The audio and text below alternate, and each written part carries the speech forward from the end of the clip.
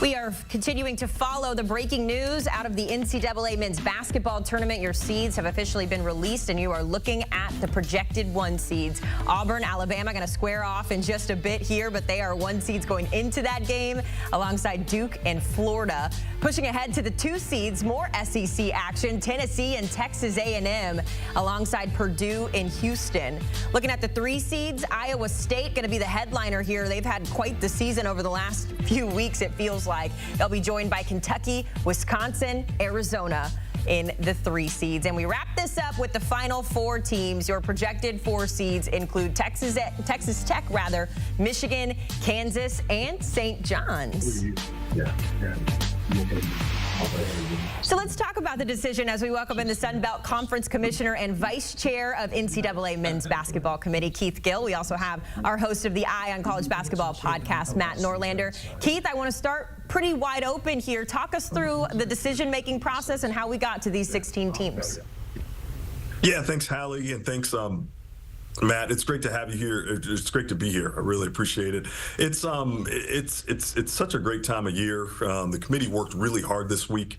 We had 5 new committee members, and so one of the things we wanted to do was really go through this process and get everyone's muscle memory and experience in a place where this is going to be second hat when they come back for selection Sunday.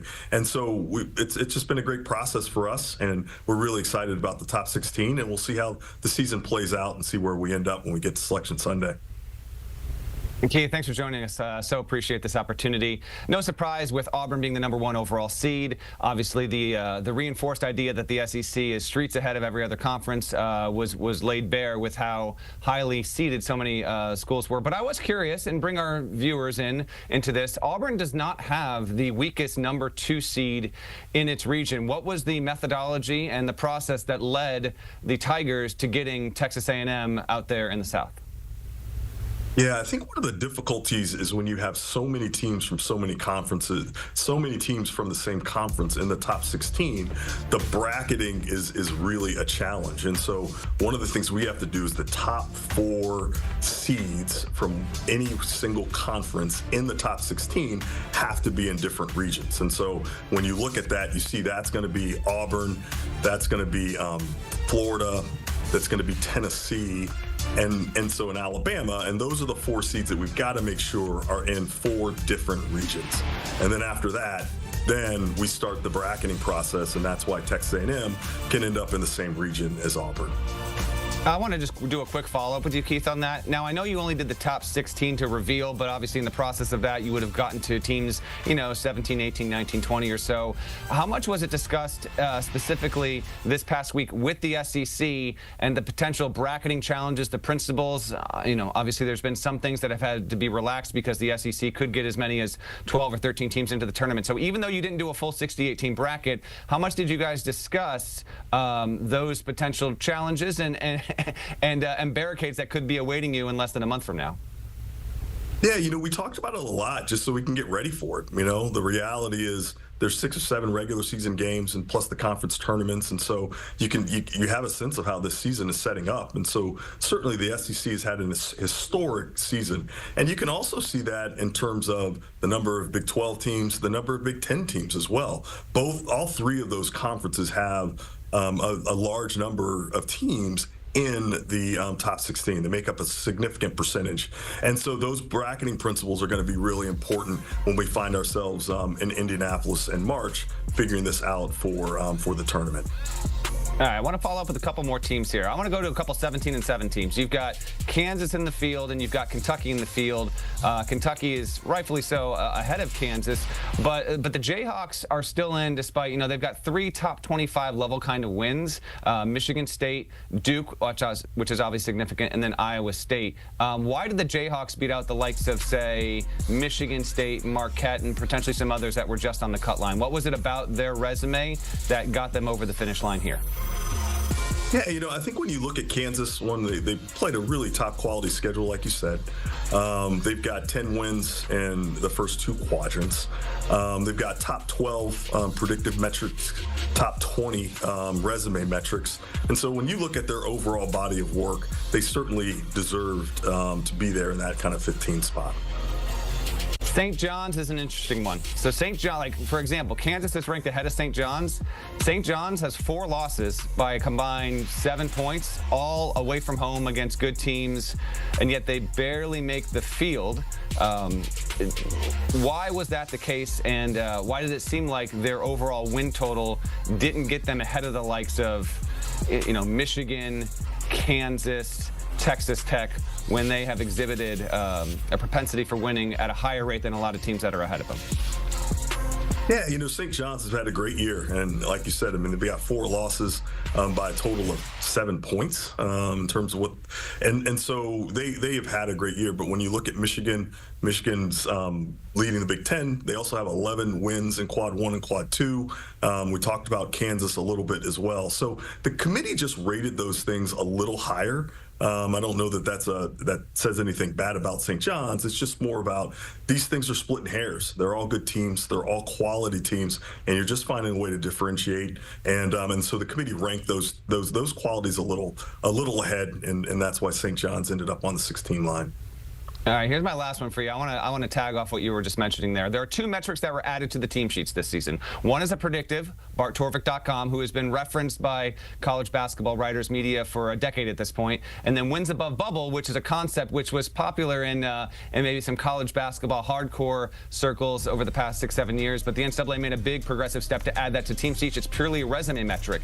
How much were those 2 metrics, either for you personally or committee members in discussions, take us inside the room and give viewers a better understanding of the processes that played out over the course of a few days last week when you were going through your seeding process here, and how those metrics help inform the process?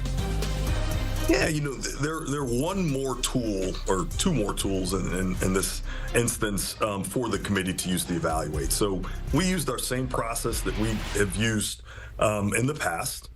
And then we added these as enhancements, as additional ways to evaluate resumes and teams. And I think both have been very, very helpful. Wins above bubble gives you an opportunity to evaluate kind of different schedules. And so we use that and certainly talked about it. So having all these different metrics, I just think are helpful, give you another kind of evaluation tool and an angle to evaluate a resume and try to make sure that we find the best teams for the tournament. Commissioner, just got one more for you as we wrap this thing up. One of the things we've been talking about on HQ all day is the accuracy of these rankings. Typically 90+% of these top 16 teams go on to end up being that same seed. Just how much does the committee, pride itself on that accuracy and being able to give fans a taste of what to expect in March? Yeah, and I don't know that we pride ourselves on it that much because this really is a moment of time. So this top 16 is what it looks like today, and we certainly rip it up and kind of throw it away, and we will start all over when we get to Indianapolis in March. And so I don't know that we take a lot of pride necessarily in does this outcome mirror the outcomes that we have in March. We just take pride in the work, try to identify the best teams for the NCAA tournament, and like I said earlier, this is really helpful for us as we get ready for March. And so we think we really appreciate this way to kind of kick off the best postseason in sports. And so this will lead us right into just an exciting conclusion to a regular season, the conference championships, and then obviously the most exciting championship in all of sports, which is March Madness. Yeah, I think you said it perfectly. It's all about splitting hairs, and you guys definitely have difficult decisions to make, and it has been fun to watch those teams come out today. Keith, thanks so much for hopping on HQ with us. Matt Norlander, I know we'll be checking in with you very soon when it comes to a lot of these games getting underway later today. Certainly an exciting time in the basketball world, and it's only getting more exciting as the time ticks on. Selection Sunday will be here before you know it, March 16th on CBS, and as always, streaming on Paramount+.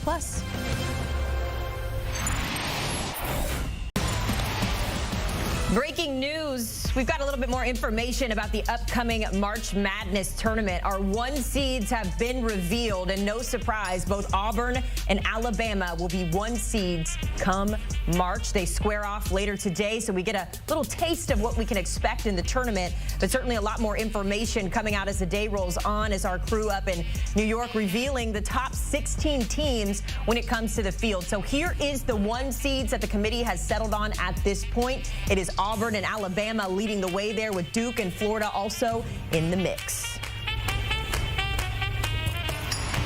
We want to welcome you into our CBS Sports HQ studios. Haley Sutton joined by our basketball analyst, BJ Taylor. I mean, BJ, we got this information. Alabama's a 1 seed, Auburn's a 1 seed. Yep. Not really surprised, are we? No, everything pretty much went as chalked, right? And then obviously with the matchup today, there's still an opportunity for there to be a shakeup between whether or not Alabama or Auburn on Selection Sunday is the #1 overall seed. I think we're looking at a scenario where if Alabama can win today and then pick up 5 out of the next 6 moving through SEC play, they'll have a real strong case for being that #1 overall seed. This is a team that still goes on the road to Missouri, has Kentucky at home, Mississippi State, at Tennessee versus Florida, and then they finish it off again against Auburn. This time it'll be on the road. So Alabama still has a push for a #1 overall seed. The thing to watch out for, though, the Duke Blue Devils. Yeah. Will Duke be penalized for playing in the ACC this season and not having to play one of the tougher schedules in college basketball? The ACC is a league that looks like it only has about 4 teams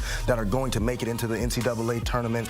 Right now, Duke's slated to be in that East spot, while Florida, the Gators, would have to go out west and play. That's very important, all right? Whoever ends up as the 3 or the 4 in the #1 overall seed, one of those groups is going to have to go out west. So if you're Duke, they're essentially, Haley, a lock for being a #1 overall seed. But in a lot of people's minds, there's almost a feeling of, are they going to be that #1 overall seed that has to go out west, which would be more of a challenge for the Blue Devils? Yeah, you know, we were looking at those 1 seeds. Of course, 3 of them coming out of the SEC. But something I wanted to point out here, Duke did beat Auburn back in December. For a while, it was their only loss. Yeah. And then to take it a step further, Florida also just beat Auburn on their home floor. So it just makes it really interesting when you're thinking about how they're making those decisions. How much do you think that those 2 losses maybe impact them? Let's say Auburn goes out today and loses, maybe gets blown out. How much of that will be taken into account, you think? Well, yeah, if you're Auburn, it'd be really tough to be the #1 overall seed in the NCAA tournament, having lost to the other 3 #1 seeds. Literally, all 3 of them that would also be in the #1 seed bracket, right? So if you're looking at it, I would say if you're Auburn, they're the most complete team in college basketball based on the eye test when you watch them. Janai Broome down to their guards, their bench, exceptional group. But when you look at their resume, Auburn does have the flaws of losing some of those matchups to the teams that are also competing on that 1 seed line. Now, we're looking at this like it will hold. Auburn, Alabama, Duke will most likely hold. Florida still has some work to do to secure themselves on Selection Sunday as a #1 overall seed. But you see Auburn right there with that win against Houston. Houston is a group that could potentially work their way up if they could win the Big 12 regular season as well as a Big 12 conference title. So there's still things to be moved and shaken around, but the most important thing that fans at home need to know and our viewers need to know is that these seedings, 1 seeds all the way through our 4 seeds, historically stay. Yeah. Right? About 13 or 14 of the 16 that came out today typically will stay in between that 1 a 1 seed and a 4 seed in the NCAA tournament. So this isn't just a thing we're just throwing out there. This is very important because most likely on Selection Sunday, you'll see 13 or 14 of these teams still slated where they are right now. Let me ask you this. When you look at the teams, I'm looking at Jerry Palm's projections on CBSSports.com, and he's got Tennessee and Texas A&M both projected as 2 seeds, also 2 teams that are in the SEC. So we just saw 3 of the 4 1 seeds be from the SEC. We've seen 2 teams from from SEC be 2 seeds here. I know we talk about this big, but how good has the SEC really been this year? I mean, they're dominating. Well, you know what? It's been a mixture of a couple things, right? It's kind of been a perfect storm for the SEC. This is obviously been the best year, an historic year in college basketball for a conference like the SEC, any conference, whether it's been the ACC, the Big 10, the Big 12. This year has been incredible. I mean, you're looking at potentially 12 or 13 SEC teams making it into the NCAA tournament. I call it a perfect storm because it's coincided with the ACC being so weak. It's also timed up with the Big East looking like they're only going to get about 4 teams into the NCAA tournament. So as good as the SEC has been, and you cannot take that away from them, they've been exceptional. They have some of the best coaches in college basketball. The ACC being down and them only looking to get about 4 teams into the NCAA tournament, when you look at Duke, Wake Forest, Clemson, potentially a Pittsburgh, that has helped propel the SEC into where now you're looking at it going, these guys are going to get 12 or 13 teams into the SEC tournament, right? Give a credit to their university universities and their administrations for hiring some of the better coaches in college basketball that we have right now. A Nate Oates at Alabama, a Bruce Pearl at Auburn, Todd Golden down in Florida. Mark Pope is up most likely for the Coach of the Year in college basketball at Kentucky. Couch Cal stays in the SEC, goes over to Arkansas. So they have some of the better coaches in college basketball, but it's really timed up with the kind of the decline of the ACC. Yeah, it's crazy. Bonkers. That's the only way I've been able to describe the SEC this year. It is bonkers. All right, we're going to take a quick break here on CBS Sports HQ. Still plenty of teams to react to, but here is one final look at the official 1 seeds that came out of our CBS Sports bracket reveal earlier today. Auburn, Alabama, Duke, and Florida currently your 1 seeds as we get set for Selection Sunday later this month. Time for a timeout, but when we come back, Iowa State has certainly been on a journey this season. The ups, the downs, where they are entering today's matchup and in the bracketology. We'll talk about it after this.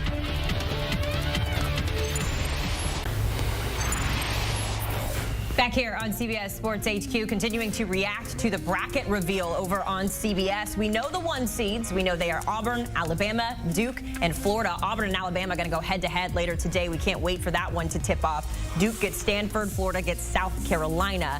If we push ahead to the 2 seeds, though, the crystal ball becoming a little bit clearer, that bracket maybe filling out just a little bit more, where we see Tennessee, Texas A&M, Purdue, and Houston get the nod as the 2 seeds. All right, BJ, so obviously we reacted to the 1 seeds, a lot of SEC, some of that carrying over into the 2 seeds as well, 2 more SEC teams. What stands out to you when you see that list of 4 2 seeds? I think it's still the fact that you have a couple more SEC teams sitting there on the 2 line. Now you have 4 out of your top 6 being SEC teams when you combine the 1 seed and over in the 2 seeds.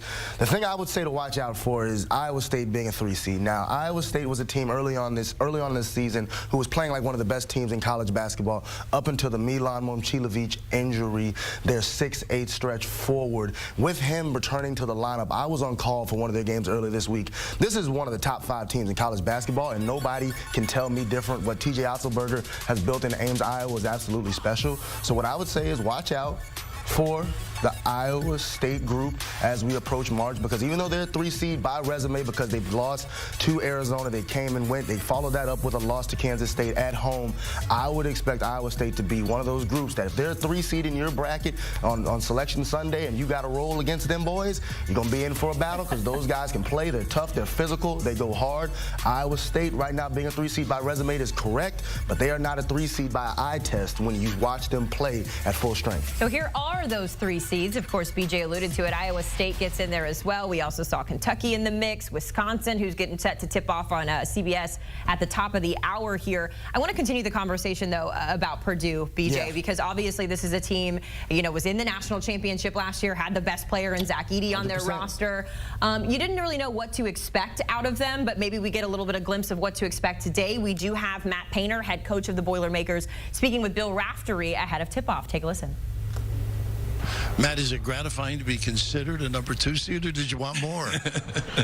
Well, obviously, you want to work towards putting yourself in a good position. And obviously, the tournament, when you get there, is so exciting, and you've worked so hard to get there. But like you're always jockeying. So I always tell them like your seed's going to be pretty good if you're in place to hopefully win a championship that last kind of week of February, that first week of March. January seems like your defense turned around. What do you attribute it to besides great coaching?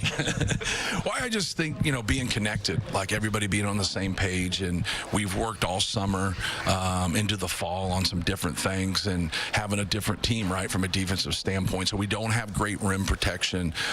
So we did some different things, but we've just tried to be more consistent, and our guys have really responded. Wisconsin now a different prep from years ago. Yeah, no question. Like they've always been a team that if it presented itself, they'd push the ball, and now they're really, really good, top 10 team, and from an offensive standpoint, which they've always been good offense, but they're really good in transition now and really good in the half court.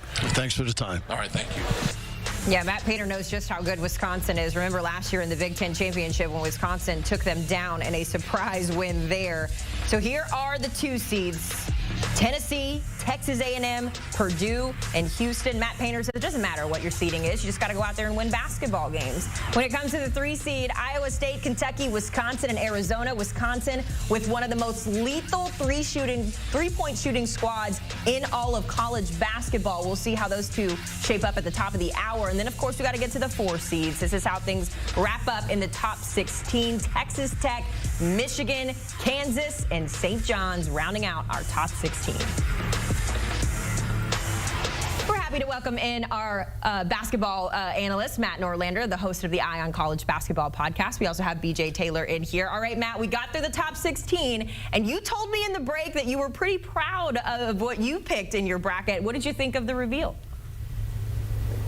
Well, we did on the podcast Friday with Gary Parrish. We tried to predict, and listen, blind squirrel finds a nut. I got all 16 here. My only whiff here was St. John's. I had St. John's many spots higher, but quite clearly the Johnnies' lack of a lot of high-end wins, quad 1 wins, was what bounced them down there.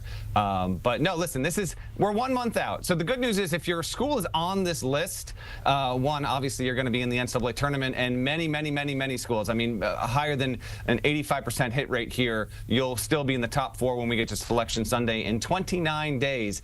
Intriguing ones for me as I'm peeking down at my screen and refreshing my my familiarity with this is you've got Florida's the worst 1 seed. It happens to be in the same region as the worst 2, which is Houston. You sometimes get that. The nature of the West region, there just normally aren't a lot of really good teams out west, so it doesn't populate that way.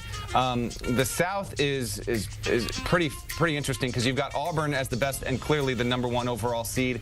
A&M falls 6 overall, but the SEC has 5 of the top 6. So with the way that broke down, now Auburn would be on the top of the bracket, A&M would be on the bottom, but Auburn does not get the weakest 2 seed overall. And then to me, when I look at this, I think this is fairly balanced, but I think the East is actually the toughest because Duke is the betting favorite right now to win the national championship. Tennessee could well be. I mean, it's not unthinkable that by the time we get to Selection Sunday, Tennessee is right there as 1, 2, or 3 in the overall seeding pecking order. Right now, it's the top 2. It's against Duke in the East. Arizona could be the Big 12 champion, and St. John's could be the Big East champion. So always fascinated to get a peek inside of what the committee has decided to do, and it's using new metrics this year in addition to ones it's used continuously. Now we have, if you saw it on CBS, they talked about wins above bubble in addition to Torvik, so there's no shortcoming of data here to inform the process. I'm not surprised by any. I don't think there's necessarily any snub. My teams that aren't on the screen that I would have, just the 2 that just missed, I would have Michigan State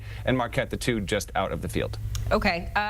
You gave us a lot there. BJ, I want to come to you over here. When we're looking at the brackets, I know Matt mentioned that the East was kind of like the sneaky one to pay attention to. Yeah. Do you agree the East is kind of where we're going to be watching, or is there a bracket that you're leaning more towards? I don't. I'm not as high on Tennessee as a lot of people are. I think Tennessee has a lot of scoring challenges, and sometimes they go through these slumps where they just can't put the ball in the hole. It's why some of their losses have been as significant as they've been.